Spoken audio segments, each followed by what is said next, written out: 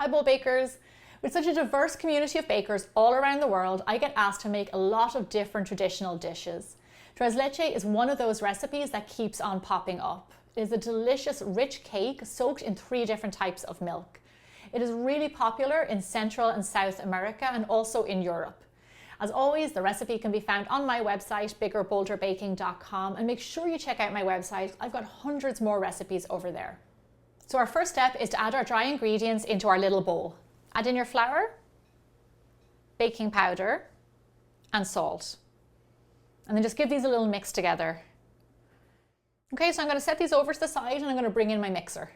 So I'm using my stand mixer. Feel free to use an electric hand mixer. However, this recipe would be really tough to do by hand. So onto my machine, I'm going to add in my egg yolks. Now just turn your machine onto like a medium-high speed and let these whip up. So what you want to do is let these get a little bit pale in colour and nice and loose, and then very slowly we're going to stream in around 3/4 of this sugar. So just a little bit of sugar at a time. We don't want to deflate the eggs. We want them to get really lovely and fluffy and like pale in colour. So we're just going to add in around 3/4 of this sugar. So there you go. I have around 1/4 of my sugar left. So I'm going to set this over to the side and we're going to use that later. So you see this is starting to change colour. It gets lovely and thick. Into this, I'm going to add in my milk and some vanilla extract. And then just continue whipping on medium-high speed until it kind of thickens up a little bit more. Okay, this is looking great. This is the foundation for our cakes. You want to make sure you get all that lovely air and all the bubbles in there. Into this, I'm going to add in the dry ingredients that we mixed up earlier. So turn your machine down low and then just scooch in your flour. Now all you want to do is just let it mix until it's just combined and then stop it. And then you should end up with a mix that looks like this. So now I'm going to take this off the machine and we're going to get it into a bowl. So I'm transferring this to a nice big bowl because we are going to have to mix in this later. So you want to make sure it's nice and big. Right now I'm going to wash this and we're going to whip up our egg whites. So these are the egg whites that are separated from the egg yolks that we already used. I have these at room temperature because they whip up so much better. So now I'm going to turn these on to a medium-high speed and let them get nice and foamy. So when you start to see your egg whites get nice and thick, around the 2-3 minute mark, slowly start to add in your sugar. Now just like the last one, you want to add it in slowly so it doesn't deflate your eggs. Adding in the sugar here just stabilizes the egg whites so much better and it kind of gives you a better structure to your cake. Okay, so that's all my sugar. Now I'm going to let this whip up and let it thicken up a little bit more, just for around a minute or 2.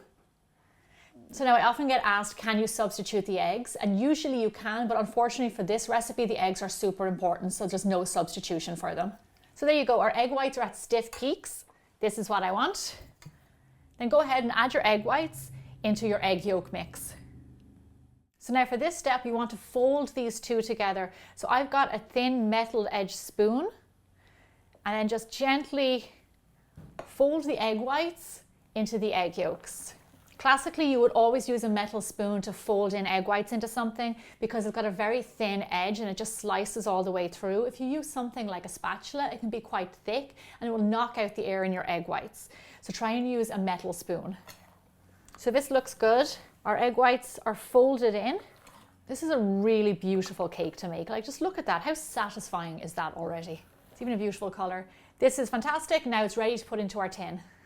So here I have a 13 by 9 inch baking pan. You can use anything in and around this size. It'll work well. You can even use a lasagna dish. So here I have my lovely mix. Look at all that air. Look at all the bubbles in it. This cake is as light as air. Once it's all in there, just spread it out with a spatula. So for this particular cake, you don't have to line your baking pan with parchment paper. However, I did butter it. Okay, lovely. This is looking fantastic. It's like a big cake cloud. This guy is ready for the oven.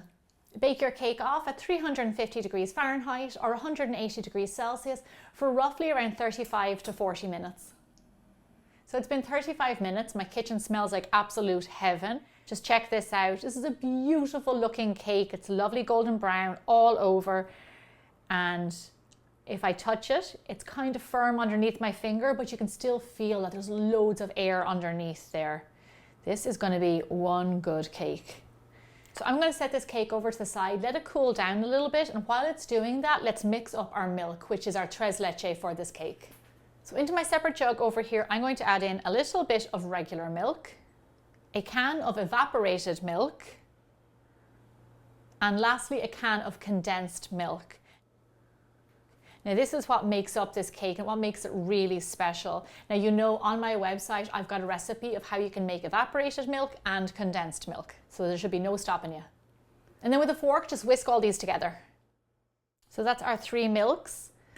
Now I like to do this next step while the cake is still warm. I kind of have this notion in my head that it soaks up so much better. So with a little toothpick, all you want to do is just go ahead and prick the top of your cake. Don't worry about doing this too much. It's just creating holes for the milk to soak through. So just lots of pricks all along the top. Make sure you go all the way through to the tin with the toothpick. So now I'm just going to pour over half of my milk mix all over the top. Make sure you get the edges and everywhere. I like to pick it up and just make sure the whole surface of the cake has gotten covered. Now I only like to add in half at the start, let that soak up, and then I'll add in the rest. So for just a few minutes, we're just going to have to wait.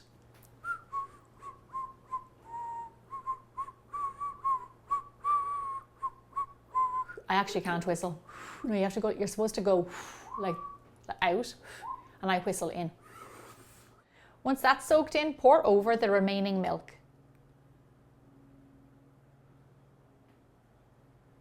So now set this over to the side until the cake cools down completely, and then we're going to pop it into the fridge.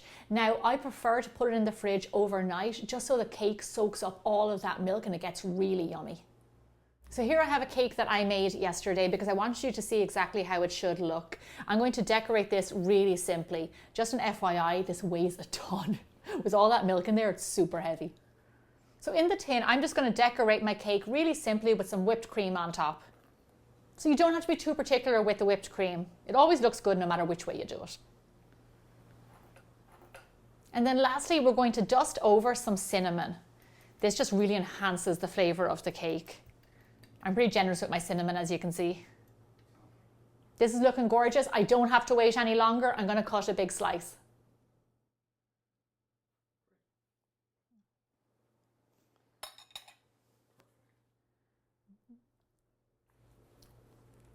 Oh, this is delicious.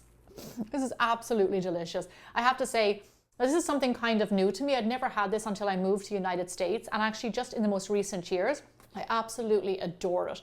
It's sweet, it's creamy, a little bit of spice from the cinnamon.